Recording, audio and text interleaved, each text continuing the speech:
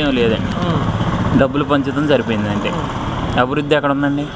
రోడ్లు ఉండాలి, నీళ్లు ఉండాలి, ఇప్పుడు జాబులు రావాలి కుర్రోళ్ళకి. చదువుకున్న వాళ్ళందరూ అలాగే తిరుగుతున్నారు.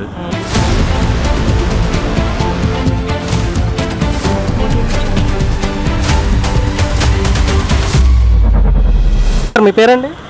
విజయ్ కుమార్ అండి. విజయ్ కుమార్ గారు ఏం చేస్తుంటారు సార్ మీరు? Bike mechanic. Bike mechanic. Sir మీది ఏ ఊరు సార్, ఏ నియోజకవర్గం అండి? కైకిలూరు అండి, కైకిలూరు నుంచి. సార్ రాష్ట్రంలో గత 5 సంవత్సరాల నుంచి జగన్మోహన్ రెడ్డి గారు పరిపాలన చేశారు. మరి కొద్ది రోజులు ఎన్నికలు జరగబోతున్నాయి. ఈసారి ఏ ప్రభుత్వం అధికారంలోకి వస్తే రాష్ట్ర అభివృద్ధి బాగుంటుందని మీరు భావిస్తున్నారు సార్? టీడీపీ వస్తే బాగుంటుందని నా ఉద్దేశం. ఎలా ఉంది సార్ ఈ 5 సంవత్సరాల్లో? ఎందుకని మీకు టీడీపీ కావాలి? ఈ 5 సంవత్సరాల పరిపాలన ఎలా ఉంది? డబ్బులు పంచుతుంది సరిపోతుంది కానీ అభివృద్ధి లేదు. అంటే ఇప్పుడు సంక్షేమ పథకాలు ఇస్తున్నారు, మాకంటే ఎవరు బాగా చేయలేదు అంటున్నారు. మీరు ఎందుకని ఇలా మాట్లాడుతున్నారు? అందుతున్నాయండి, అందేవాళ్ళకి అందుతున్నాయి, అందనోళ్ళు. ఓకే సార్, ఏ ప్రభుత్వానికైనా అభివృద్ధి సంక్షేమం రెండు ఉండాలి. ఈ ప్రభుత్వంలో అభివృద్ధి ఏమైనా కనిపించిందా మీకు? ఏం లేదండి, డబ్బులు పంచుతాం సరిపోయిందండి. అభివృద్ధి ఎక్కడ ఉందండి?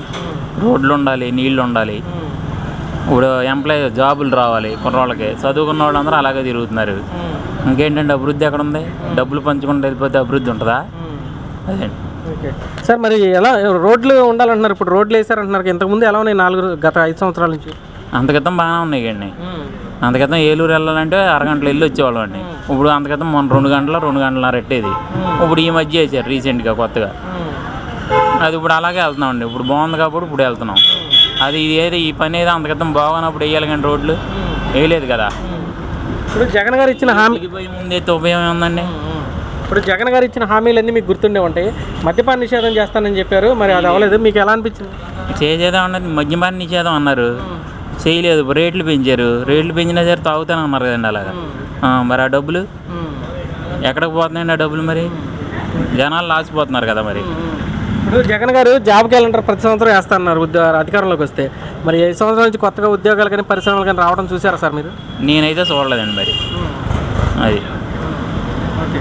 మరి మీ నియోజకవర్గంలో ఒక పక్క కామినేని శ్రీనివాస్ గారు చేస్తున్నారు, మరో పక్క మన డిఎన్ఆర్ గారు పోటీ చేస్తున్నారు. ఇద్దరు ఎవరు బెటర్ అనుకుంటున్నారు? కామినేని జీనబాబు గారు అయితే బెటర్ అండి. అది నా ఉద్దేశం అయితే. సార్ పార్లమెంట్ పరిధిలోకి వద్దాం. మీది ఏలూరు పార్లమెంట్ కింద వస్తుంది. మీ ప్రాంతంలో కొల్లేరు సరస్సు సమస్య అనేది ఒకటి ఉంది. అదేవిధంగా మంచినీటి సమస్య కూడా చాలా బాగా ఉందని ఇక్కడ వాళ్ళు చెప్తున్నారు. మరి ఎవరు ఎంపీకి ఎన్నికైతే పార్లమెంట్కి ఇక్కడ నుంచి పోటీ చేసే వాళ్ళలో కేంద్రంతో పోరాడి నిధులు తీసుకొచ్చి ఇక్కడ సమస్యలు తీర్చడం కానీ, మీ సమస్యలను పార్లమెంట్లో ప్రస్తావించి కేంద్రంతో మాట్లాడి వీటిని పరిష్కరించే దిశగా ప్రయత్నం చేయడంలోనూ ఇద్దరిలో ఎవరైతే బాగా చేస్తారంటారు? ఒక పక్క పుట్టా మహేష్ కుమార్ యాదవ్ గారు ఉన్నారు, మరో పక్క కారుమూరి సునీల్ కుమార్ యాదవ్ గారు ఉన్నారు.